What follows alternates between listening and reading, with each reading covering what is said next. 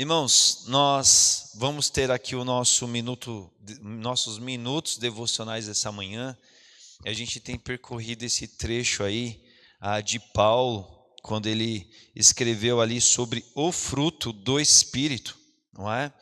A gente já ensinou em alguns momentos às nossas crianças, a gente fala muito sobre isso com eles, de que esse conceito, que a melhor forma de entender essa construção que Paulo faz é se lembrar de uma mexerica, né? Ou de uma tangerina, né? Se a gente quiser falar de uma forma mais chique, né? A mexerica é aquele fruto que tem vários gomos.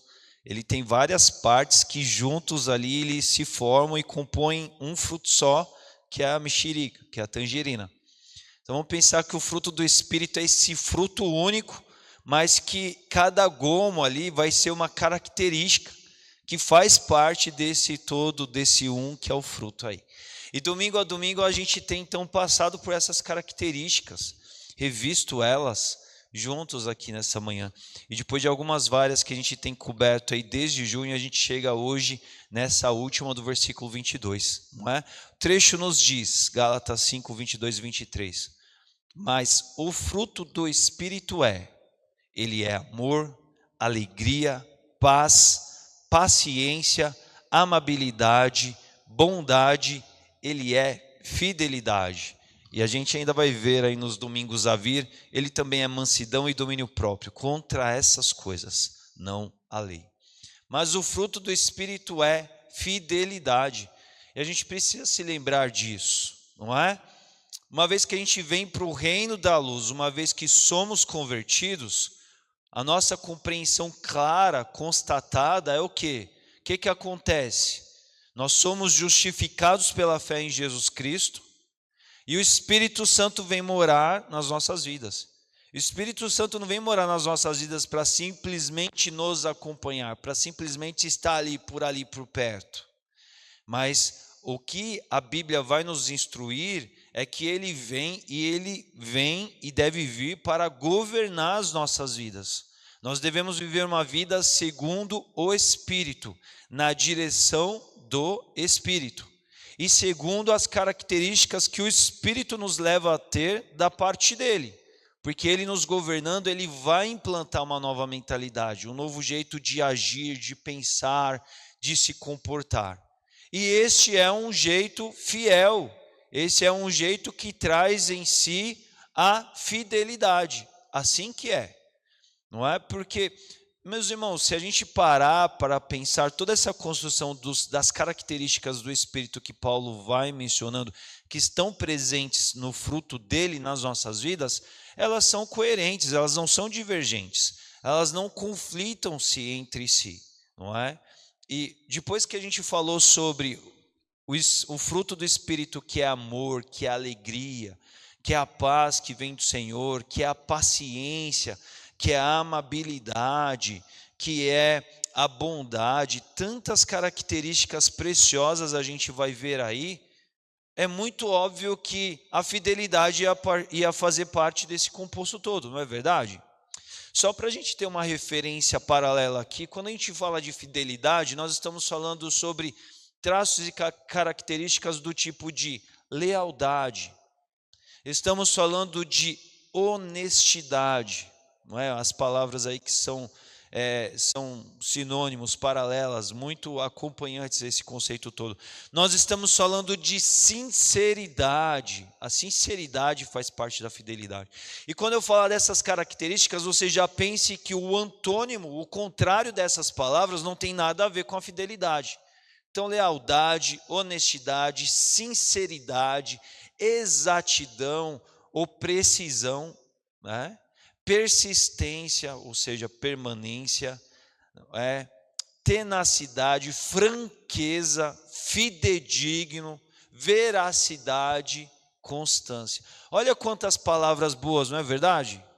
E pare e pense assim, todas as vezes que você encontra uma dessas características numa pessoa, isso te faz se sentir em paz, isso se faz se sentir confortável, isso te faz se sentir seguro, porque são características da bondade de Deus, daquilo que é particular de Deus, e tudo isso deve exatamente nos estabelecermos seguros, porque estamos num ambiente de segurança, de proteção daquilo que é bom, não é?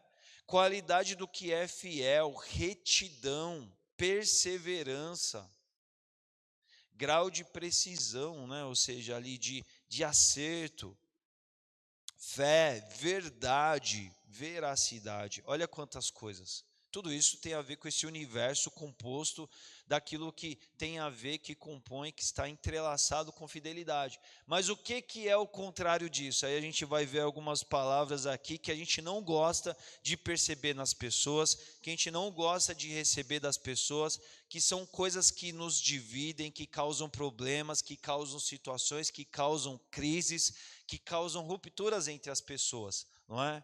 A gente vai ver o que é o contrário da fidelidade.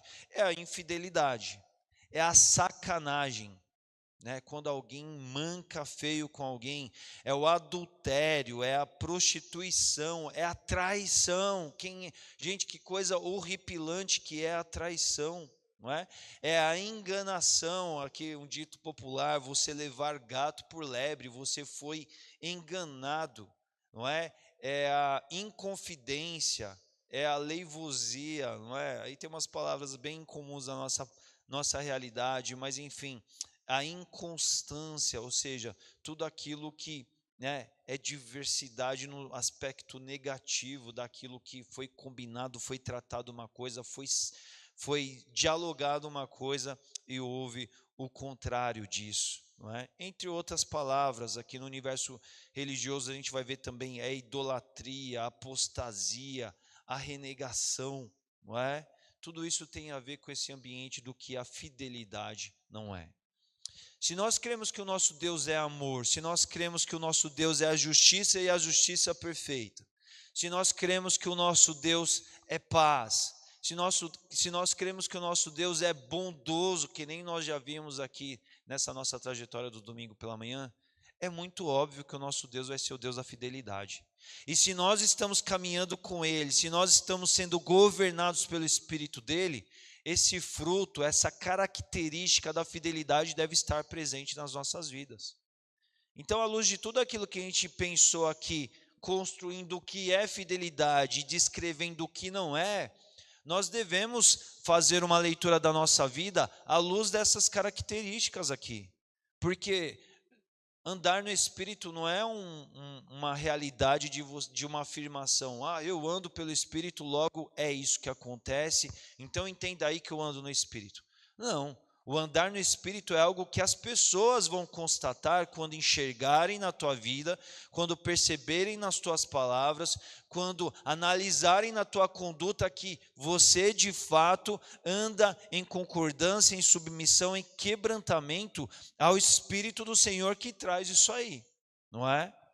E eu chamo muita atenção para isso, porque é fácil a gente, às vezes, abraçar rótulos e dizer isso tem a ver comigo, só que quantas vezes aí no dia a dia a gente vai perceber que a vida dessas pessoas não refletem essas características, não refletem esses valores, esses princípios que têm tudo a ver com o Espírito do Senhor, com a obra de Deus, com o propósito de Deus e o que Ele tem de si mesmo e que é desejado que nós aprendamos e a gente possa trazer para as nossas vidas também por meio de uma obediência, por meio de um estar debaixo da direção do Espírito. Então, meus irmãos, pensem o quanto vocês são fiéis, pensem o quanto vocês são de fato governados pelo Espírito e pela fidelidade do Senhor e refletem dessa fidelidade nos nossos tratos humanos, não é? Reafirmando algo que a gente sempre diz aqui na igreja, a gente reflete a verdade daquilo que a gente abraçou e absorveu para a vida, da parte de Deus, quando a gente reflete isso para o próximo. Ali que a gente diz que é verdade mesmo, que a gente crê naquilo, que a gente acha que aquilo é verdade, que a gente recebeu aquilo para a vida, é quando assim, eu recebi de Deus e eu repasso aos outros. Isso precisa estar muito presente, eu repito muito isso, porque o tempo todo a gente vê pessoas dizendo as maiores verdades com relação ao que recebem, ou que transmitem e comunicam a Deus, só que isso não se reflete no ambiente das nossas relações comuns, não é? E isso é mentira, isso não é verdade. Não é? Se a gente diz que, olha, eu sou da fidelidade porque o meu Deus é fiel comigo, eu vou na igreja, eu canto, tu és fiel, Senhor, eu sei que tu és fiel, mas no dia a dia você tem relações infiéis com gente, se no dia a dia você faz negócios, você é um empreendedor, você é um profissional que não constrói a fidelidade, se no dia a dia você não trata com fidelidade as pessoas que estão ao seu redor, como que o fruto do Espírito está se revelando na sua vida? Isso é algo que, meus irmãos, cada um deve fazer por si mesmo.